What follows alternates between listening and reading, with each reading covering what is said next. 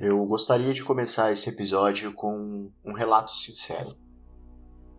Esse episódio nasceu entre muitas ideias e eu confesso que no começo eu já tinha gravado um outro episódio, mas eu senti que não era muito bem o que eu gostaria de dizer. Na verdade, confesso que eu não sabia muito bem e continuo sem saber muito bem o que esse podcast vai significar. Afinal de contas, eu sou um escritor e eu estou trazendo um pouquinho de mim para vocês. Então não se assustem caso eu atropele as palavras ou de repente existam pequenos espaços de silêncio que meu editor, meu amor, não vai editar para que vocês entendam que este é um relato sincero. E eu espero que vocês se divirtam. Eu sou Rafael Delboni, sejam muito bem-vindos ao primeiro episódio do Autópsia, o nosso podcast do Vísceras Literárias.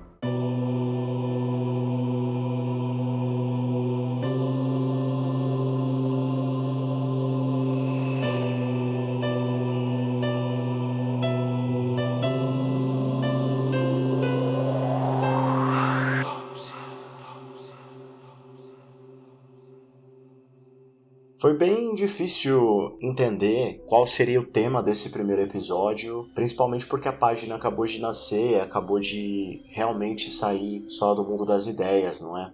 E então foi um pouco complicado identificar que tipo de história eu traria para vocês aqui hoje. Então a ideia é que eu fale um pouquinho sobre mim em cada um desses episódios, mas hoje não tinha uma forma melhor de começar do que senão falar dos medos de infância. Eu acho que é um bom lugar para começar, afinal de contas, a nossa infância ela está atrelada a tudo na nossa vida, sejam os nossos traumas, as nossas felicidades, o tipo de pessoa que nós somos, tá tudo lá na infância. Eu comecei a escrever desde muito pequeno, eu fanficava histórias de Pokémon. Ou os filmes que eu gostava muito, eu acho que não tem uma forma melhor do que começar do que falando dos medos de infância. E aí eu me pergunto, né, durante esse nosso início, se vocês já se perguntaram como foi a primeira vez que vocês tiveram contato com uma obra de horror, ou quando que vocês se sentiram assustados pela primeira vez, sei lá, lendo um livro, vendo um filme, ouvindo uma história de algum ente querido. Eu, por exemplo, na minha casa me vi rodeado de histórias sobre lobisomens e lendas folclóricas da cidade de meu pai. Meu pai veio de uma cidade na Bahia, Juazeiro da Bahia, e eu sempre escutei muitas dessas histórias macabras ali pela própria boca do meu pai, que na época era policial militar lá da cidade dele. Quem me conhece no dia a dia sabe que eu não me assusto fácil, né, com essas histórias de fantasmas, possessões demoníacas. Talvez até me assuste um pouco com extraterrestres. O medo para mim, ele tá muito mais ligado ao mundo real e ao que podemos vivenciar no dia a dia, né? A gente mora no Brasil, então não fica muito.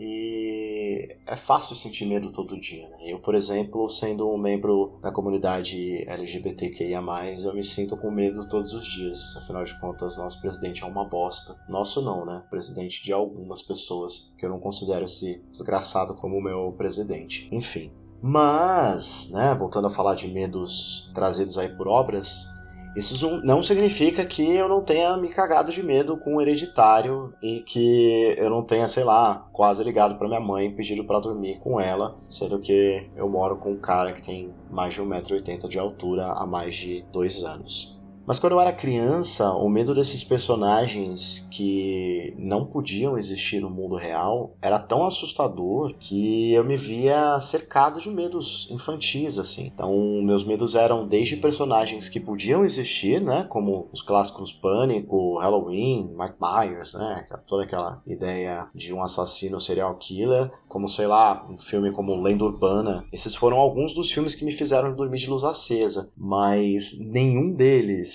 dentre todos os filmes que eu assisti quando criança, me fez me cagar de medo tanto quanto Aracnofobia. Parece meio idiota, né, falar que um filme sobre aranhas Se você for pesquisar hoje em dia aí, dá um Google. É um filme dos anos 90 que as pessoas consideram como um filme terror barra comédia, mas pra mim era a coisa mais assustadora que eu já tinha visto quando criança. Eu me lembro como se fosse ontem, eu sentei no sofá pra assistir um filme com os meus pais e nós tínhamos como única opção o SBT. E me lembro como se fosse ontem, porque eu sentei no sofá com os meus pais pra assistir um filme, então pipoca no colo, meia luz e...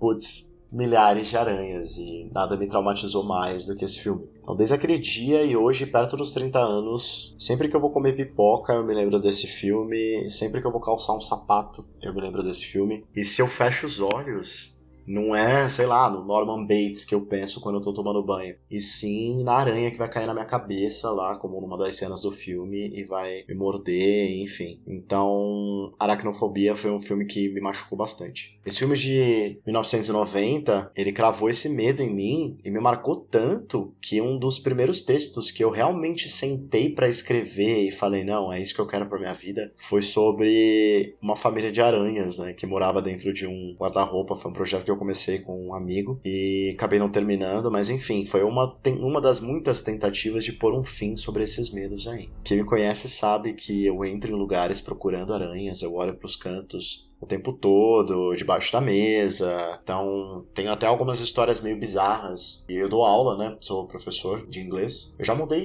turma de sala por conta de aranha que tava no teto e eu não conseguia ficar no mesmo lugar que ela, né? Terapia que chama. Então eu fui para uma outra sala, fui pro pátio, não me recordo muito bem.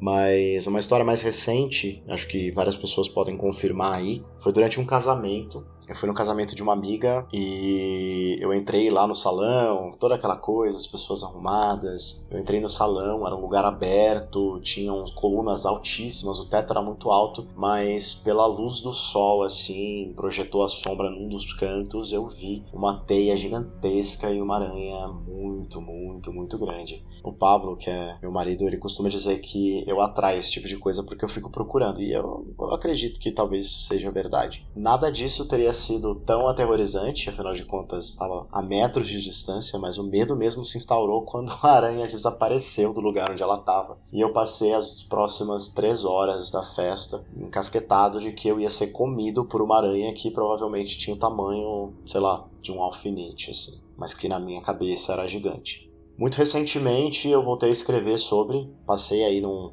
edital que em breve vocês vão conhecer, que narra mais ou menos essa deidade, essa monstruosidade que ataca as crianças nos sonhos e que tem essa forma aracnídea, muito inspirada aí numa música que eu gosto muito do The Cure, que é uma banda que eu curto bastante também. Deixando para trás esses medos reais, nos anos 90 não eram só as aranhas que habitavam os meus sonhos, e sim um certo alguém que atacava as crianças da famosa Elm Street.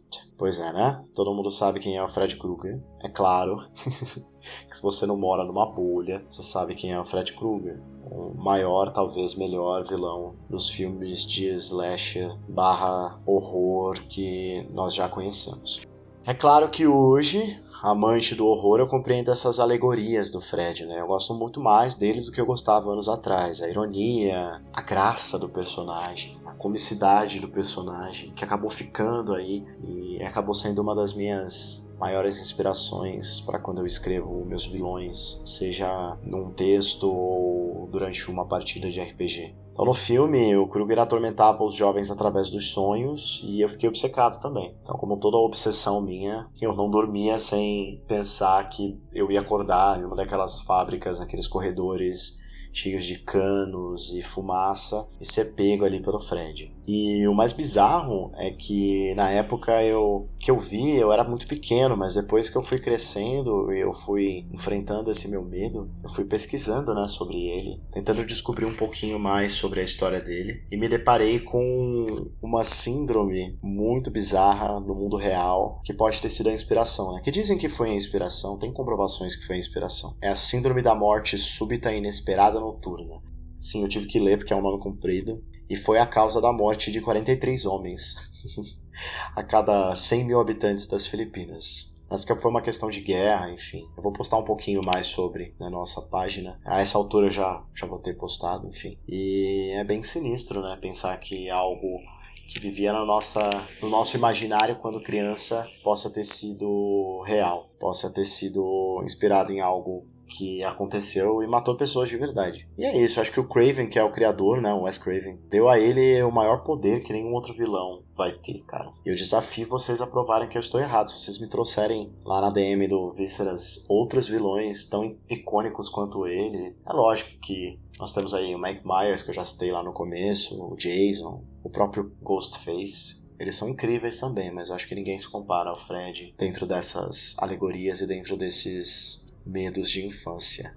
É claro que não só de horror vive a mente do escritor aqui, e se nós procuramos no horror uma ideia de fuga da realidade, é o mesmo que nós acabamos fazendo com a fantasia, né? Então obras como Harry Potter, Percy Jackson e até a brasileira trilogia da Tormenta foram responsáveis pelo que eu conheço de fantasia hoje, né? Mas esse episódio é sobre o passado, e seria impossível falar sobre minha infância e meus medos de infância sem comentar sobre Os Guerreiros da Virtude, que era um filme que eu me lembro ter sido o primeiro filme de fantasia que eu assisti quando pequeno. Esse filme ele foi traduzido ao pé da letra mesmo de Warriors of Virtue, mas a história não tem nada de comum ou previsível. Eu confesso que é difícil de lembrar, e eu até pesquisei sobre, e durante esse brainstorm do episódio eu não tive coragem de assistir, porque eu vi uns efeitos muito toscos no filme, e tive medo de destruir essa memória de infância. Mas se vocês quiserem assistir ou quiserem que eu assista e reaja a isso, vocês podem pedir lá também na DM do Vísceras que eu assisto, né? Eles vão acabar com os meus sonhos de infância, mas faço isso sem problemas. Mas enfim, essa é uma dica inclusive muito importante minha, tá? Se a obra é muito nostálgica, porém parece de gosto duvidoso, eu aconselho vocês a não assistirem ou ler novamente, para não correr o risco de arruinar essa experiência. Não sei dizer se foram esses guerreiros cangurus lutando contra o mal, sobre a influência de poderes, de elementos, da natureza, que me trouxeram essa sensação bolorenta de infância. Ou quem sabe o fato do vilão, feiticeiro, guerreiro ter como assistente o quê? Uma Mulher-Aranha. Olha aí as aranhas novamente. E é isso, se o filme é bom eu não me lembro. É um pouco difícil de pensar nisso. É lógico que se eu falasse sobre todas essas referências cinematográficas e de medos de infância que eu tive, que foram em sua grande maioria ligadas a filmes, quase nunca livros, eu passaria as próximas 2 horas aqui falando. Eu escolhi esses 3 justamente porque são as memórias mais fortes que eu tenho da minha infância em termos de filme. É lógico que tem aí Alone in the Dark, que é muito legal. Eu não sei se ficou mais na minha memória porque eu também tinha medo do escuro quando eu era criança, ou se foi quando eu descobri minha paixão platônica pela Tarja, a vocalista do Nightwish. Até hoje eu não sei como se pronuncia o nome dela. Foda-se, sou professor de inglês, mas eu não sei como é que se pronuncia o nome dela até hoje. Eu chamo de Tarja, porque eu lembro de Tarja preta. Escrota essa piada, mas enfim. Não sei se foi porque a música I Wish I Had an Angel ficou na minha cabeça tanto e eu amo até hoje, me pega ouvindo. Era uma das músicas do filme. Não sei se foi a música ou se foi o próprio filme com a ligação que eu tinha de medo do escuro. Enfim. Mas eu ficaria aí as próximas horas, como eu disse, falando desses filmes. E ninguém quer ficar ouvindo uma pessoa falando, né, por muitas horas, sem de fato trazer alguma história bizarra para vocês.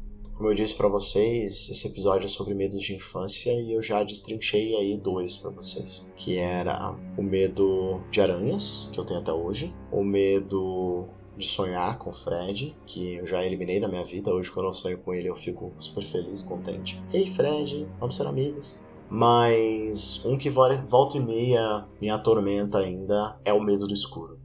Até conversei com a minha terapeuta recentemente sobre isso e ela me incentivou a olhar pro escuro, a me ver no escuro, a acostumar os meus olhos com o escuro, entender que não existe nada além do escuro. Mas é muito difícil fazer esse exercício porque para mim existe sim muitas coisas além do escuro. E um dos motivos que eu escrevo é justamente para exorcizar os meus medos do escuro. Então, durante esse exercício aí de medo, eu acabei encontrando um dos meus personagens mas talvez cruéis. E é esse personagem que vocês vão conhecer aí dentro desse edital. Então, o que eu enxergo do outro lado do escuro, pensando como um leitor, é uma criatura que está sempre à espreita, observando você, rindo de você, com aqueles dentes afiados, mortais. Eu acho que eu sempre vi essa criatura do outro lado do escuro desde criança. Eu consigo me ver imaginando. E se eu fecho os olhos e fico de fato no escuro,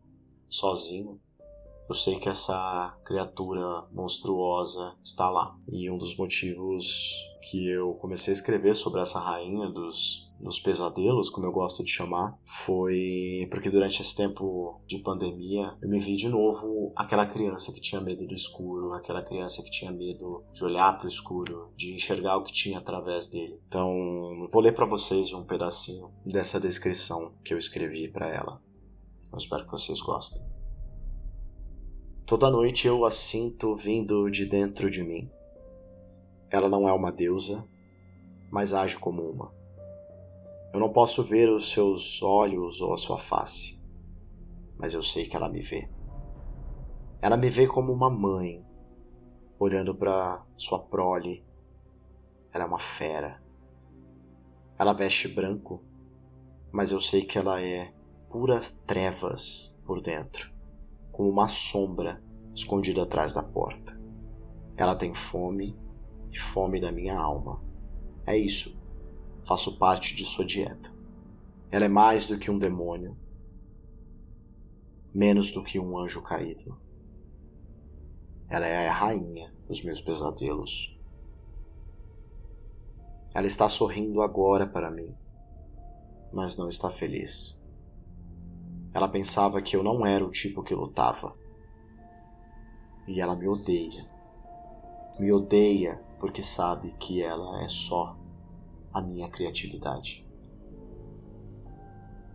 E quando ela se deita sobre mim e chora suas lágrimas horrorosas, eu a vejo com suas 8 patas cruéis e a enxergo como uma pequena, porém cruel aranha. E vocês? Vocês se lembram qual foi o primeiro filme de terror que vocês já assistiram? E qual o medo de vocês? Qual o medo que vocês trouxeram para a vida adulta da infância de vocês? Qual é o vilão favorito de vocês? Vocês se lembram de algum filme de fantasia? Não tão tosca quanto Os Guerreiros da Virtude? Vocês podem responder essas e outras perguntas lá no Vísceras, no nosso @víscerasliterárias. Eu sou Rafael Delboni e esse foi o primeiro episódio do Autópsia.